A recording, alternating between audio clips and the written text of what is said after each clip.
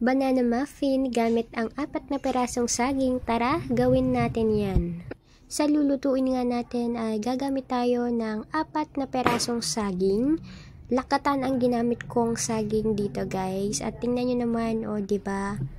Ayan yung ating lakatan. Binalatan lang natin yan isa-isa. At syempre, imamash natin yan hanggang madurog ng pino at makagawa kayo ng parang puree guys. Ayan, inihabol natin yung isa. At pagkatapos nga natin makagawa ng isang parang puree ay set aside muna natin yan. At sa isang lalagyan ay maglagay tayo ng 1 1/2 cup ng all-purpose flour. Isinunod na nga natin ang 1/4 cup unsweetened cocoa powder, 1 teaspoon baking soda, 1/4 teaspoon salt, 1/2 teaspoon baking powder, at sasalaan nga natin yan guys hanggang mawala na yung buo-buo para madali na lang natin siyang haluin or i-mix mamaya. At isunod na natin ang ating 3/4 cup brown sugar, 1/2 cup vegetable oil, at 2 itlog.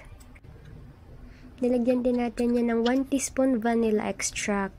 At kung meron kayong sour cream guys, pwede nyo gamitin. Pero dahil hindi sa akin available, ginawa kong alternative yung mayonnaise. Pwede rin naman yun. Para mas maging moist yung kalabasan ng ating banana muffin. At syempre, yung kaninang nimash natin na saging, yung 4 na perasong saging, i-add na din natin dyan. Halu-haluin lang natin yan. At optional lang ito guys. Kung gusto ninyong chocolate chip, pwede nyo gamitin. Or kahit wag na. Kung ayaw nyo masyadong matamis. Pero since available naman, sige, gora lang. At pagkatapos nating haluin, inilabas na din natin yung ating molder. Ayan, nilagyan lang natin, pinakiran lang natin yan ng mantika. Isa-isa. Para hindi dumikit yung ating mixture, lalo na mamaya kapag naluto na, para mas madali na lang natanggalin.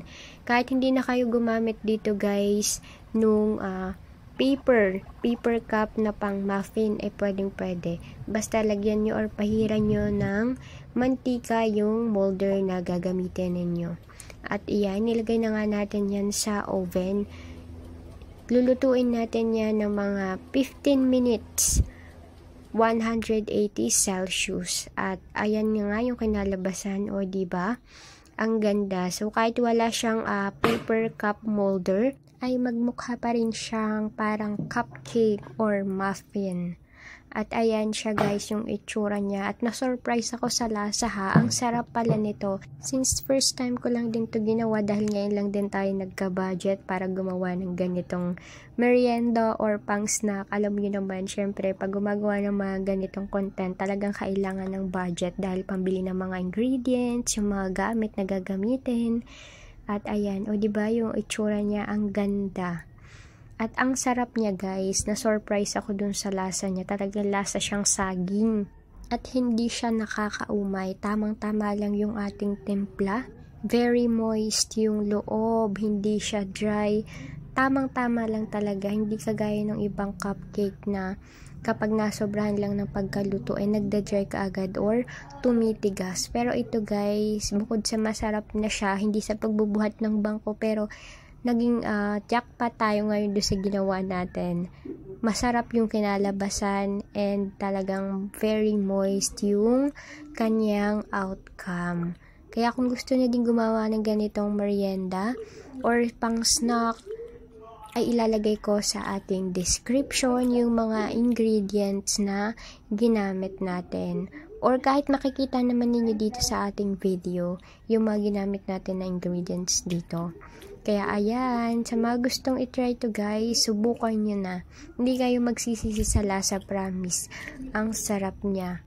Pwedeng pang merienda, pwedeng pang baon ng inyong mga kiddos. Kaya tara, merienda tayo!